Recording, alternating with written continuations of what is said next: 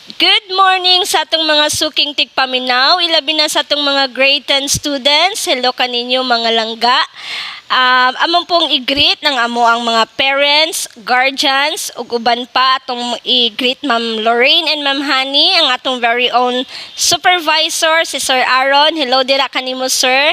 Ug atong madasigon nga principal si Sir Rex Razo. Og ato ang department head si Ma'am Annabel de Guzman. Maayong hapon kanimo ma'am. Di pa na to kalimtan ang atong mga kauban sa trabaho. Hi mga ma'am and sir. So karong adlaw, stay tuned diri sa ato ang very own live on air 106.3 Radio City High. You listen to learn. Ako si Teacher Mayet, si Teacher Honey, si Teacher Lorraine. So before we will formally start, ato sang pangayoon ang panalangin sa atong Almighty God. Our Almighty Father, we offer you this day the service to our learners, to teach them all that is good. Give us, the teachers, the divine wisdom and knowledge, because we acknowledge that we are nothing without you. Give as well, our learners, the spirit of understanding and motivation to continue education despite the challenges in life, and make them active and attentive for our lesson today. We give back all the glory and praises unto you, dear Lord, and we ask for forgiveness to all our negligence and iniquities, that we may be worthy to receive thy blessings. In Jesus' name, amen.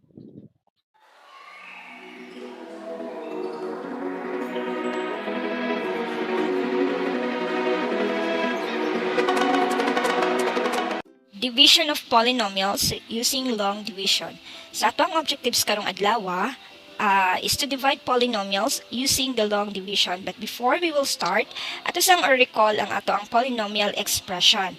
So in our polynomial expression, p of x, that is a sub n, x to the power of n plus a sub n minus 1, x to the power of n minus 1, plus a sub n minus 2, plus x to the power of n minus 2, and so on and so forth, plus a sub 1x plus a sub 0, where a sub n should not be equal to 0. So, di ba? Atong mga polynomial expression, ato lang timan-an, so dapat wala lang siya mga negative exponents, mga fractional exponents, ang variables wala sa denominator, then we can say that that expression is polynomial. So, one of the example is, p of x is 3x plus 2. So, makita nato no nga wala siya mga negative exponent. Then, number 2, we have the quantity 6x minus 2 times the quantity x plus 1 times 2 times the quantity x minus 1. Again, no fractional exponent, no denominator nga variable, wala po siya mga negative exponent. And the last one, we also have x cubed minus 5x squared plus x plus 3. So, polynomial expression. So, another example we have is not polynomial expression. So, number 1 is we have 2a multiplied by the quantity a to the power of negative 3 plus a squared minus 1. So, makita nato sa atong equation nga naay negative exponent which is negative 3. So, wala na siya. Not polynomial expression na siya. And then number 2, we have 5x to the power of negative 2 minus 4x to the power of 1/2 minus 3.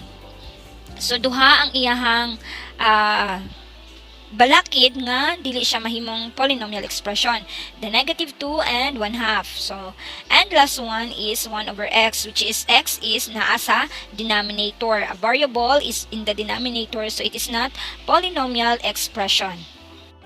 Atong natun-an in the past lesson nga kinahanglan ato ang polynomial expression is written in standard form.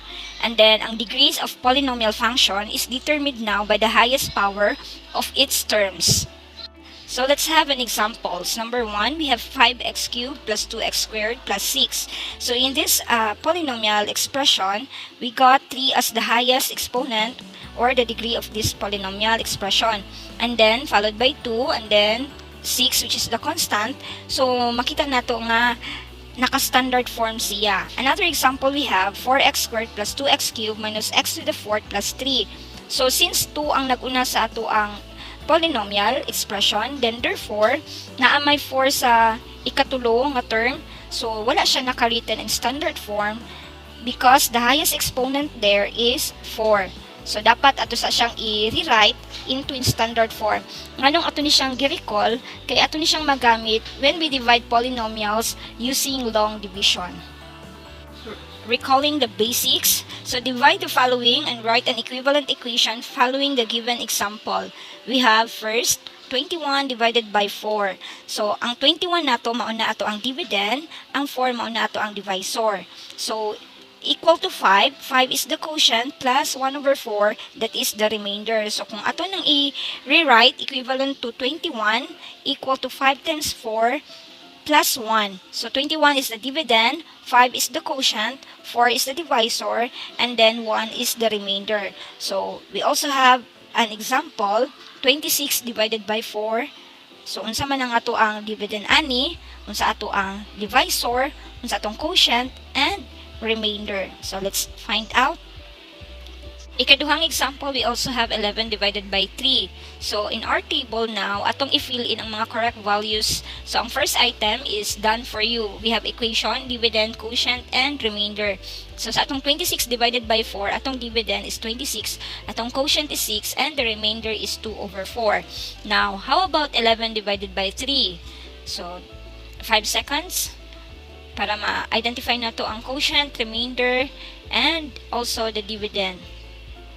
I think you got the correct answer. So for the dividend, that is 11, the quotient is 3, and then the remainder is 2/3. As previously shown, so the procedure for dividing a polynomial by another polynomial is similar to the procedure used when dividing whole numbers. So, ato lang timan-an kung giunsa nato to pag-divide sa whole number, the same gihapon ang process nato kung mag-divide ta og polynomial. So, let's begin. 2x squared minus x minus 24 divided by x minus 3. 2x squared minus x minus 24 ato ang dividend, x minus 3 ato ang divisor. So, first step is atong i-divide ang first term sa dividend o divisor. 2x squared divided by x, we have 2x. So, pagkuman-ana, gikan sa pag-divide, ato na pong i-multiply ang ato ang answer sa ato ang divisor balik. Isa-isahon na to. 2x times x, we have 2x squared. And then 2x times negative 3, we have negative 6x. So, atong process ani same raman sa whole number, so we have to subtract. 2x squared minus 2x squared is 0. Negative x minus negative 6x is positive 5x. Then, bring down negative 24. In case gani makalimot mo o process kanang sa subtract, another way is you need to change the sign. So, ang positive mahimong negative, ang negative mahimong positive para mas madali po ninyo madumduman. So, makita ninyo ang negative x plus 6x, 5x gihapon.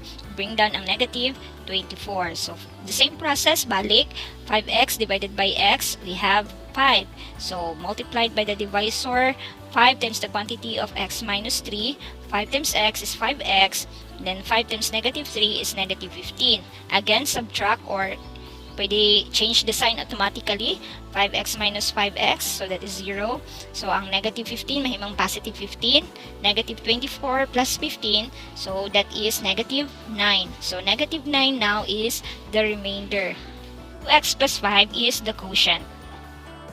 The procedure for dividing polynomials by another polynomials, p of x and t of x, are polynomials with d of x is not equal to 0. So we can write p of x over d of x equal to q of x plus r of x over d of x. Remember, p of x is the dividend, d of x is the divisor, q of x is your quotient, r of x is your remainder. Or we can also write that one, p of x is equal to q of x times d of x plus r of x. So, mao na siya ang standard form or para masulat nato ato ang final answer. Okay, we will go over now to our steps in dividing polynomials using long division. Step 1. Make sure the polynomial is written in descending order. If any term is missing, use a 0 to fill in the missing term. This will help with the spacing. So, as I've said earlier, ato ang kinahanglan nga ato ang polynomial is naka-written in standard form. So, mao ni siya ang gamit ani para maka-divide ka sa ato ang polynomial. Step 2. divide the term with the highest power inside the division symbol by the term with the highest power outside the division symbol. So katong first term nga nag-contain nga highest exponent sa ato ang dividend, o i-divide nato sa katong first term nga sa ato ang highest exponent pod sa ato ang divisor. Step 3. Multiply or distribute the answer obtained in the previous step by the polynomial in front of the division symbol. So, man nato divide, di ba? So, again, gibalik na pud nato ang ato ang answer dito, gi-multiply nato sa ato ang divisor isa-isa.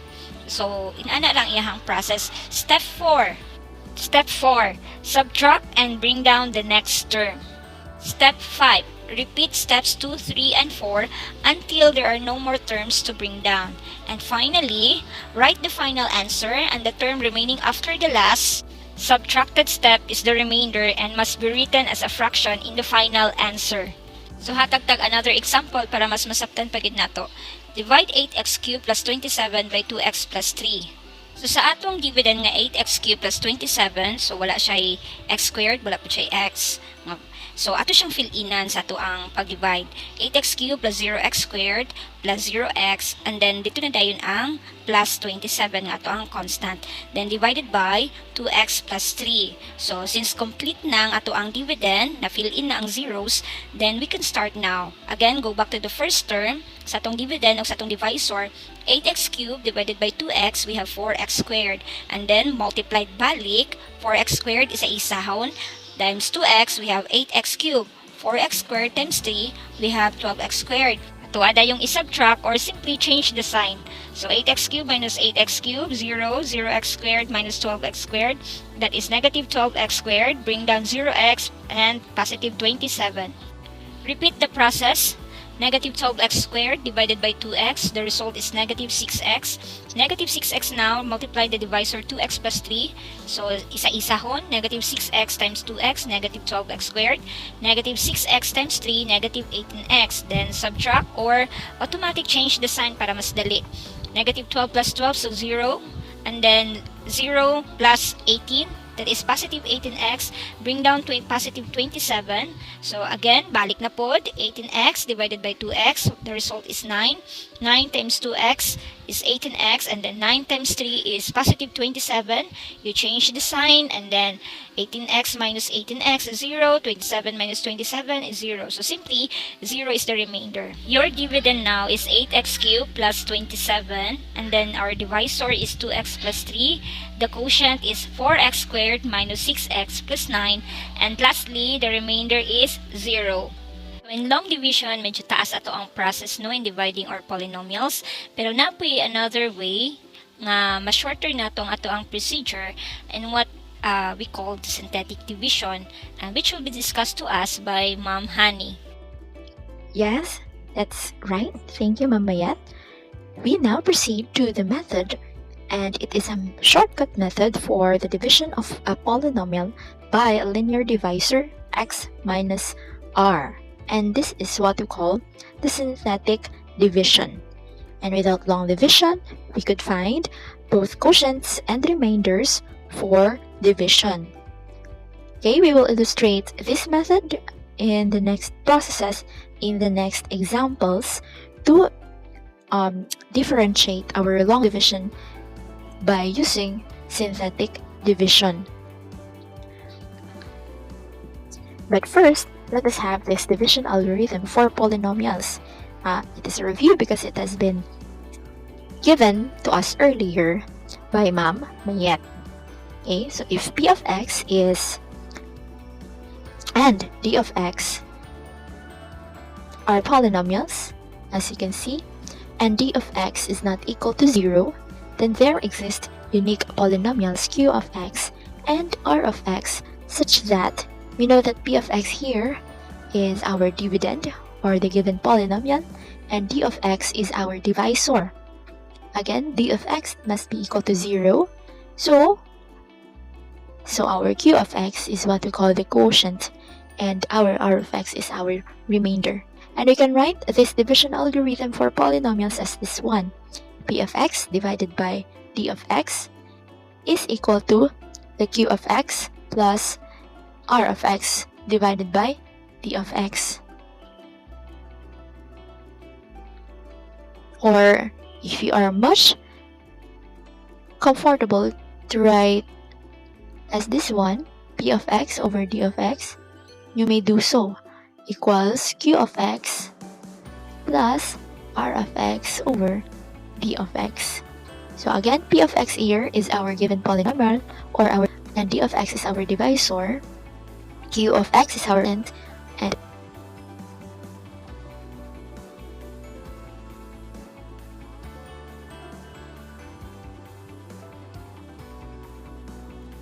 x and d of x plus our remainder r of x. And our remainder here can be 0 or of degree less than that of our divisor.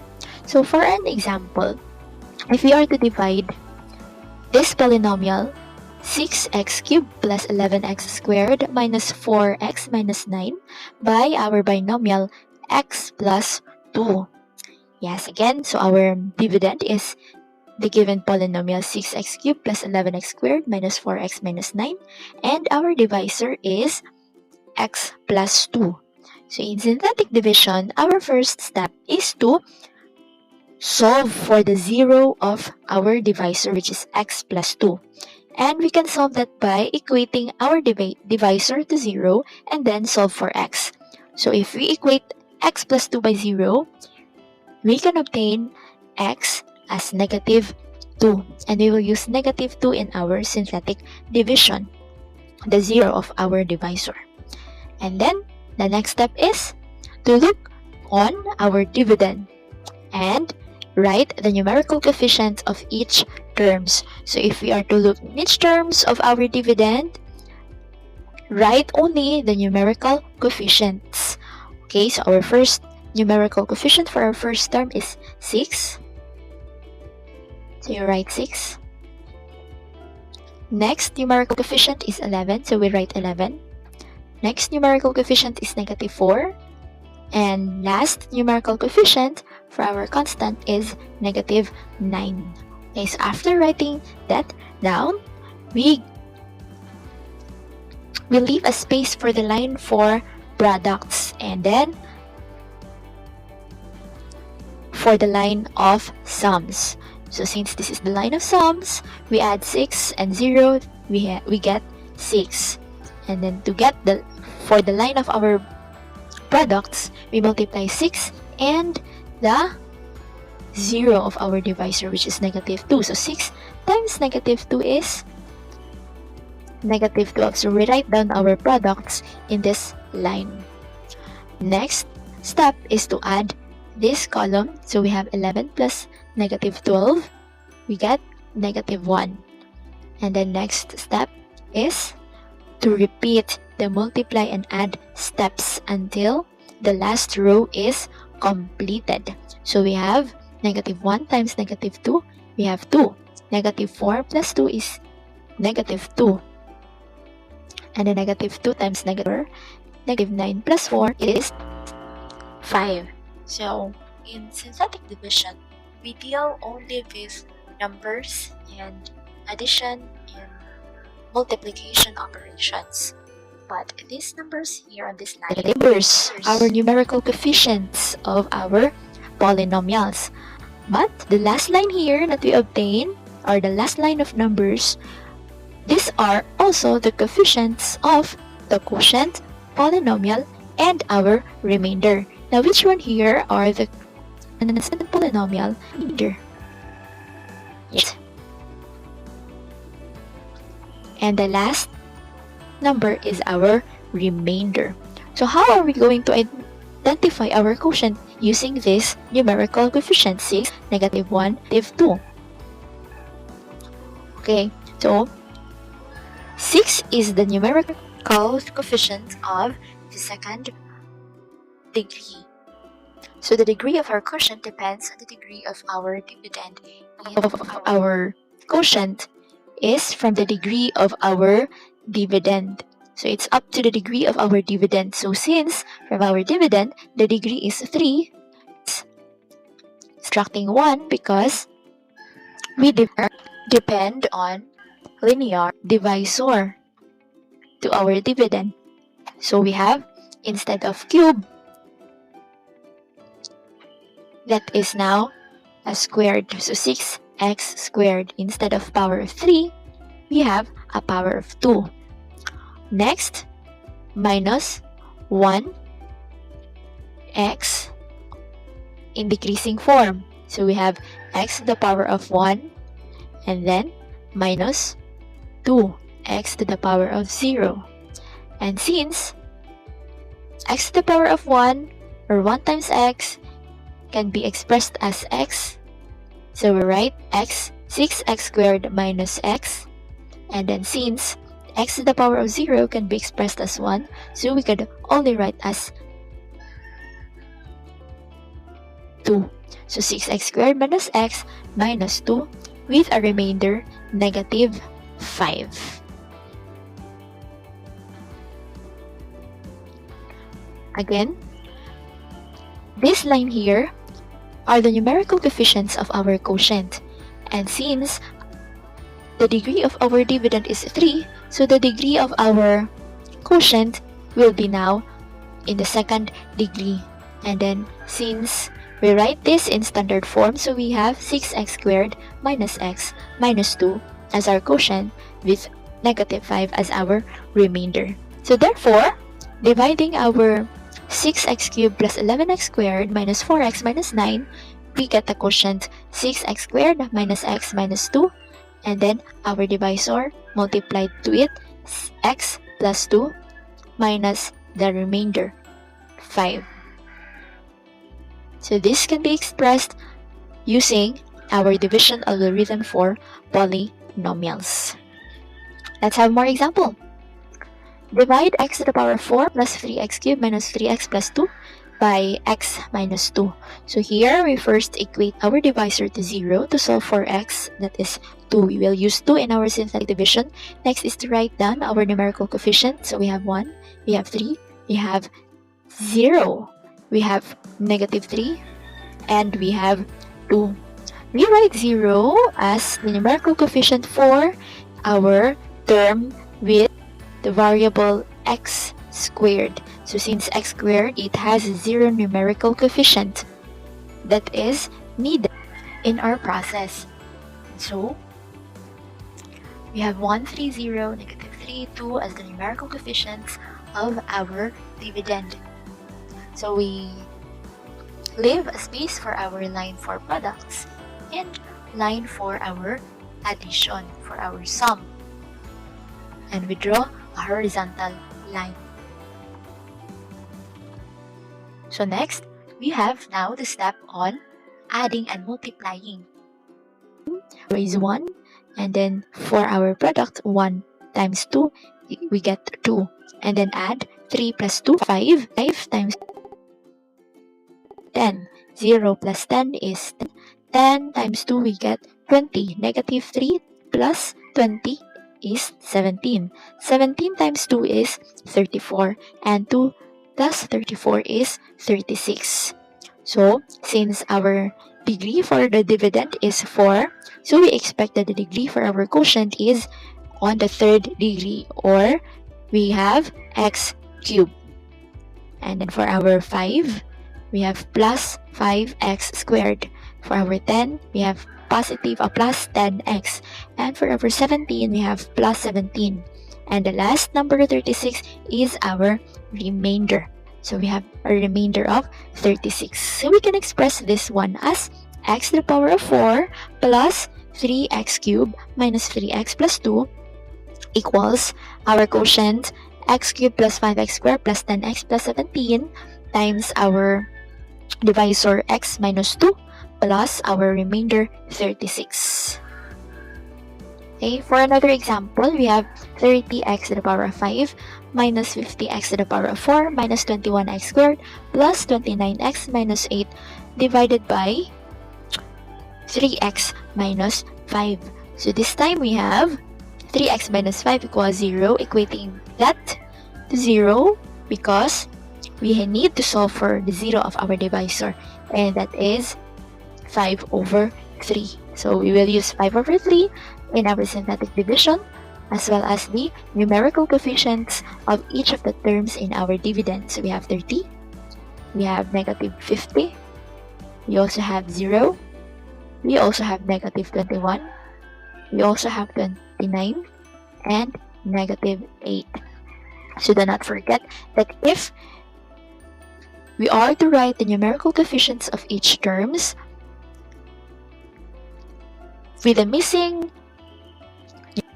x cubed in here in our dividend, numerical coefficient for a term, for example, in this case, we don't have a numerical coefficient for x to the power of 3, so we write 0 for that. And then leave a space for the line for products and line for sum. So 30 plus 0 is 30. 30 times 5 over 3 is 50. Negative 50 plus 50 is 0. 0 times 5 over 3 is 0. 0 plus 0 is another 0. And 0 times 5 over 3 is 0. But negative 21 plus 0 is negative 21. And negative 21 times 5 over 3, we get negative 35. 29 plus negative 35 is negative 6. Negative 6 times 5 over 3 is negative 10. So we obtain a remainder of negative 18. Always be reminded that our last digit here indicates our remainder. Okay, so the coefficient, and then our quotient will have a degree of 4 since our dividend degree of 5 and this is 4. So we have 30x to the power of 4 minus 21x and then negative 6 or minus 6 as our constant term, and negative 18 is our remainder. So 30x to the power of 4 minus 21x minus 6 with the remainder negative 18. Okay, so we have negative 21x here because we skip 2 terms, and that is the term for our x cubed and x squared, because we have 0 numerical coefficients for x cubed and x squared. So the next term is the numerical coefficient for, or is the term with which is x. Okay, and under negative, our given polynomial can be expressed as the sum of our quotient and our divisor plus our remainder. Okay, so do not forget that we can express that as 30x to the power of 5 minus 50x to the power of 4 minus 21x squared plus 29x minus 8 divided by 3x minus 5 equals, okay, we get the sum 30 the product of our quotient and our divisor 3x minus 5, and then our remainder, which is negative 18. So we have minus 18 over 3x minus 5. Or if you do not like that one, we could write this formula or in this form. Okay, synthetic division or long division or dividing our polynomials can lead to us into 2 theorems, and synthetic division is very much useful in determining our remainder and also our factor, and that illustrates our remainder theorem and the factor theorem. It is important for us to know these 2 theorems for us to easily determine our remainders and our factors of the given polynomial. And it occurs to us a special case of the division algorithm when the divisor is of the form x minus r, where x is our variable and r is a real number. Okay, so let's have this one. If the polynomial p of x is divided by our linear divisor x minus r, then the remainder r is a constant and is equal to p of r. So it is easy for us to determine our remainder if our divisor is of the form x minus r. So r here can be obtained as P of R. So there are two ways to find our remainder then. Given our polynomial P of X divided by a linear divisor X minus R, we have first, using our synthetic division, or second, we can substitute our R to X in the polynomial P of X. Let's have that example. We have 6x squared minus 2x plus 1 divided by x plus 2. We only need to solve for our remainder. So with our remainder theorem, solving for the 0 of our divisor, we get negative 2 for the value of our x. And then with our dividend, which is 6 6x squared minus x plus 1, we substitute our negative value of our x, that is p of negative 2. 6 times the quantity negative 2 squared minus 2 times negative 2 plus 1. So solving, we have 6 times 4 plus 4 plus 1. And then 24 plus 4 plus 1. And we obtain 29. 29 is the result when we substitute negative 2 to x in our given polynomial, or in our dividend. 29 is our remainder when we use the remainder theorem. But if we use the synthetic division using the 0 of our divisor, which is negative 2, and the numerical coefficients of our dividend, the 6, the negative 2, and 1, adding 6, negative 2, negative 12, negative 2 plus negative 12 is negative 14, negative 14 times negative 2 is 28, 1 plus 28 is 29. So we obtain with the same answer, 29, as the remainder in dividing 6x squared minus 2x plus 1 and x plus 2. So in here, we get two techniques in solving our remainders. Okay, so that's the remainder of P of X divided by x plus 2 is 29.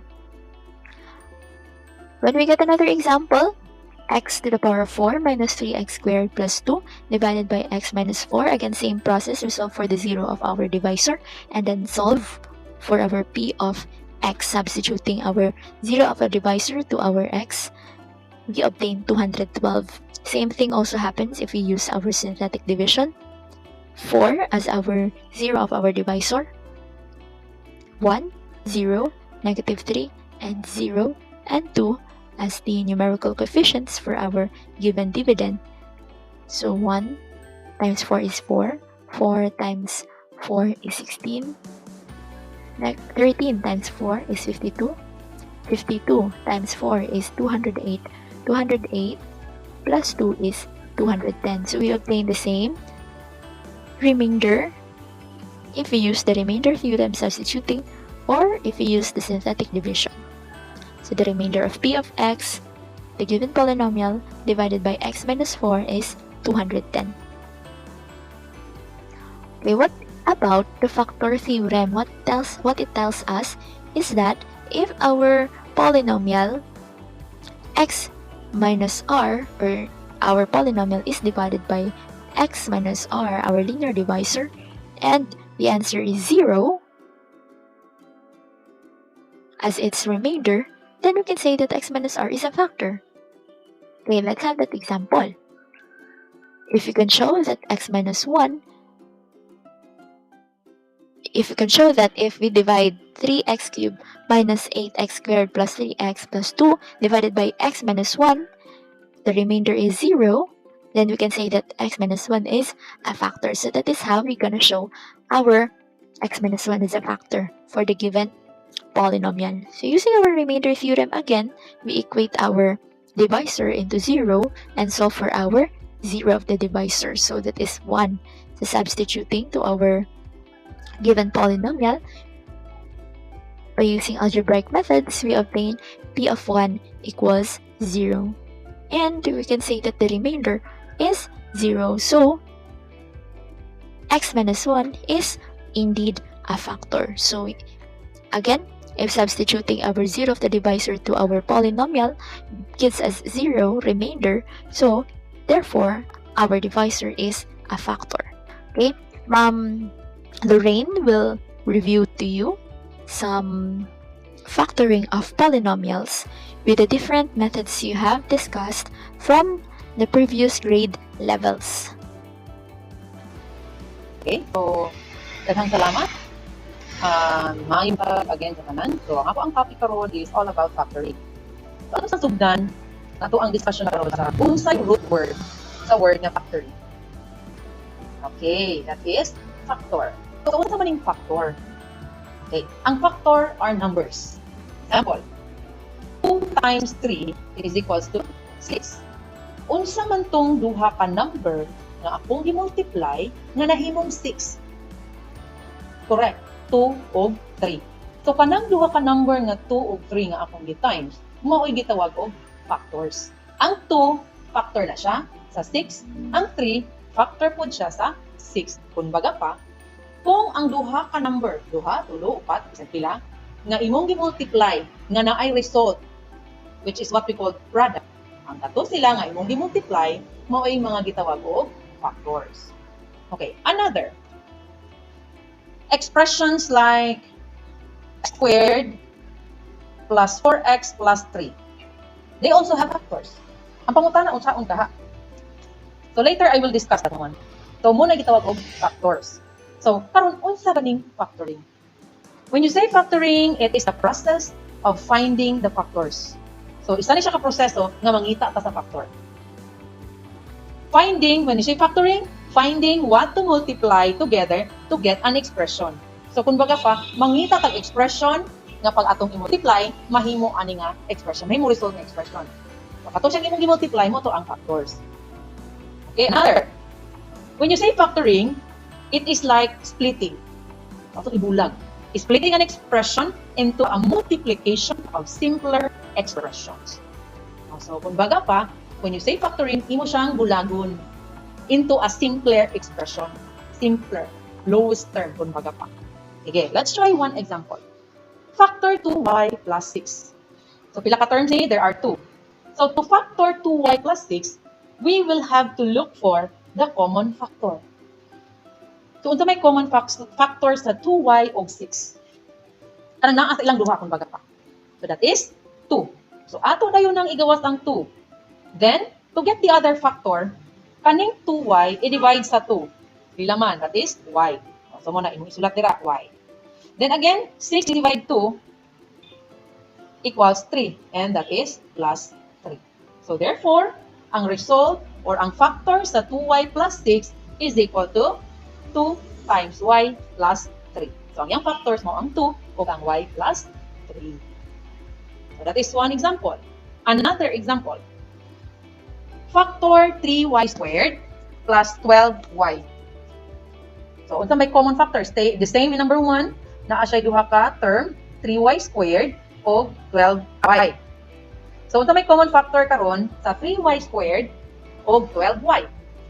So, ato sa sugdan sa numerical coefficient.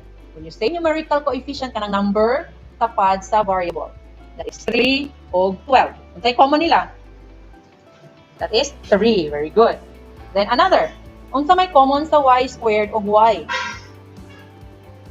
Okay, you will get the variable with the least exponent, and that is y. So, multiply ang duha. So, the common factor between 3y squared o 12y is 3y. So, ato din ang i-factor ang 3y, and let's look for the other factor. So, unsay pay buhaton para makuha nato ang other factor? I-divide lang nato ang each term dire kaning 3y squared o 12y sa 3y. So, 3y squared divide 3y, it's y. You write it there. Then, 12y divide 3y, that is 4. And you write it there. So, therefore, the two factors now are 3y and y plus 4. Okay, let's have another example. How about this one? Factor 4x squared minus 9. You have observed nga ang 4x squared o ang 9 are perfect square number. Mga perfect square numbers. So in order to factor this is an example if you can remember kung makadumdum mo atong special product that we have the difference of two squares. Nga ang formula is a plus b times a minus b is equals to a squared minus b squared. So we will apply this formula in order nga makuha nato ang factors sa 4x squared minus 9. So to make it simpler, ang 4x squared is the same as 2x squared. Then ang 9 is 3 squared. So you have 2x squared minus 3 squared. So therefore, ato din na siyang i-factor out. So you will have 2x plus 3 and then 2x minus 3. So therefore, the factors of 4x squared minus 9 is equal to 2x plus 3 times 2x minus 3. So, i-anak lang ang pag-factor sa 4x squared minus 9. Okay, this time, how about if we have a quadratic expression like x squared plus 3x minus 4? So, ingani lang. To get the factors, ato sang i-identify asa imuhang A, B, o C sa atong expression. Okay. Ang A diri mao ang 1, which is beside x squared or numerical coefficient sa atong first term. Ang C mao ang negative 4, mao na ato ang last term. Now, ato sa nang i-multiply. Multiply 1 by negative 4. Ang result is negative 4. After that, ato na yung i-list pila or unsa ang mga factors, ang mga positive factors. Ato i-list ang mga positive factors sa atong negative 4. Okay, mao ni 1, 2, 4. Okay, bali, usay mga numbers nga pag atong i-multiply mahimong 4. Okay, is 1, 2, and 4. Okay, next. Unsa na may B. Ang B diri sa atong expression is positive 3. Okay, now unsa may gamiton nato karon sa atong gi-list nato nga mga positive factors nga 1, 2, 4, asa dira ang imong i-multiply nga mahimong negative 4. Asa sa tulo, 1, 2, 4. Asa sa tulo ka number diha nga imong i-multiply nga mahimong negative 4. Okay, that is only 4 and 1. Pero asa ang ato ang positive ani, asa ang negative. Okay, ang positive na to is ang positive 4, i-multiply sa negative 1. So it becomes negative 4. Diba mauna ato ang C, which is the last term. Now, kanang 4 og 1 or 4 og negative 1, kung imo po nang i-add, pilay result. Diba positive 3. Mauna siya ang ato ang B or ang ato ang middle term. So if that will happen nga mo coincide siya nga pag imong i-times mahimong negative 4, which is the last term in the expression, and then pag i-add pod nimo mahimong 3 nga maoy naa sa middle term, then mauna siya karoy ato mga number nga gamiton sa ato ang factors. So unsaon man ni ron? So you have x squared plus 3x minus 4 will be equal to x plus 4 times x minus 1. So mauna na karon ang factors sa ato ang quadratic expression. So karon, let's proceed to another one. Okay, so next example, factor 2x squared plus 7x plus 3. So ang A na to diri is 2, C na to is 3. So kung ato nang i-multiply, it becomes 6. So ito may mga possible factors sa 6. We have 1, 2, 3, and 6. Napabailain? Wala na. Okay, next. What is our B? That is 7. Positive 7. So pili na ta karon sa atong pang-list nato nga mga factors. 1, 2, 3, and 6. Nga atong i-times mahimong 6. Dayon pag ato pong i-add mahimong 7. So asa ka na ron? Yay, correct. That is 1 and 6. So 6 times 1 is equals to 6. 6 plus 1 equals 7. Then ang next atong buhaton, kanang 6 ug 1, mao na siya atong gamiton para i-split nato ang kanang middle term nga 7x sa atong expression. Dili pa na siya atong gamiton para dito sa atong solution or sa atong factors. So, kung atong buhaton, mahimo na siya karong 6x plus x ang 7x. So, mahimo na siyang 2x squared plus 6x plus x plus 3. So, karon mahimo na din na siyang, ato na din siyang i-factor ang first two terms. So, 2x squared o 6x. So, may common nila, that is 2x. Then, 2x squared divide 2x, that is x. 6x divide 2x equals 3. Then, plus x plus 3. You have observed na sila common nga x plus 3. So, atong i-factor out ang x plus 3. Then, divide the terms. So, you will get 2x times x plus 3 divide x plus 3. Ang mabili na lang is 2x. And then, x plus 3 divide x plus 3, that is 1. So, therefore, that is now the factors. Okay. How about if you have this expression which has the exponent, the highest exponent of 3, or what we call the cubic expression. So, factor x cubed plus 2x squared minus 5x minus 10. So, ingani lang inyong buhaton. Kuha usa ang ratio sa first two terms. When you say ratio of first two term, ilaha ra mga numerical coefficient. That is 2 and then 1. What is 2 divided 1? That is 2. And then let us also find the ratio sa last two terms. Negative 10 o negative 5. Pila man siya? 2. So if that will happen, that the ratio kay same, we can use factoring by grouping. So when you say factoring by grouping, kanang first two terms, imong isang i-group, then katong negative 5x minus 10 i-group. So you will have this one. So na sila common nga x squared. So x squared, then x cubed divided x squared is x. 2x squared divide x squared, that is 2. Then minus, the common of the 2 is 5. So you have 5x divided 5, that is x. 10 divided 5 equals 2. Then they have a common factor, kita ni mo expression, na common nga x plus 2. So you'll get, for x plus 2, then divide. So you will get, yani ma-divide siya, mawala ng x plus 2. So you will get, ang remain na lang is x squared. And on the other term, ang mabilin is minus 5. And that is now the factors. And last, how about if we have the quartic expression? When you say quartic, that is 4 ang yung highest exponent. So that we have x to the 4th minus 13x squared plus 36. Okay, ang process nga itong gamiton ani is the same sa atong gigamit kaganina sa ato ang fifth example.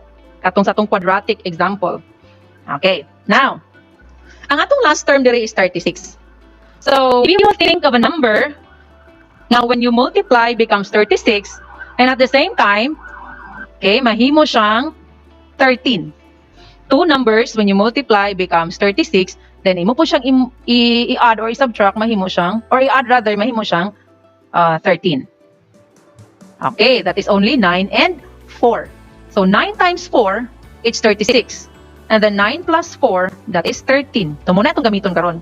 Para, asa man ito na magamit? Ato siyang gamiton para i-split na ito ng negative 13x squared.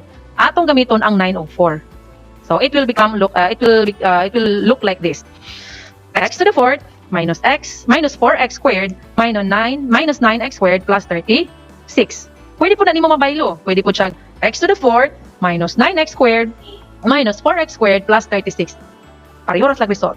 Okay, and next after that, the first two terms ato nang pangitawon nilang common factor, which is x squared. So, divide dayon, x to the 4th divide x squared, you will get x squared. Then, minus 4x squared divide x squared, it is minus 4. Then next, their common factor is 9. So, you will get x squared minus 4. And again, they have a common factor of x squared minus 4. So, you factor out. So, ang nahibili na lang will become x squared minus 9. And take note, each factor is an example of, yes, that is difference of two squares. So, ato na po na siyang i-factor out. So, it becomes x plus 2, x minus 2, the other one, x plus 3, and x minus 3. So, therefore, the factor now of x to the 4th minus 13x squared plus 36 is that one. Okay, I hope nakakasabot ang tanan. And that's all. Okay, next na nga mo, ng mga example nga nasa inyong SLA, kamo na ang musol. So, thank you for listening.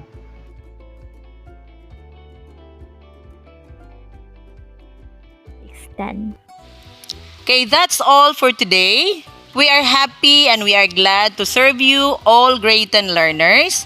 Salamat sa mga nagminaw sa amoa karong adlaw. And I am Teacher Lor. Here is Teacher Mayet and Teacher Honey, leaving you with a saying, all is well. God bless and goodbye.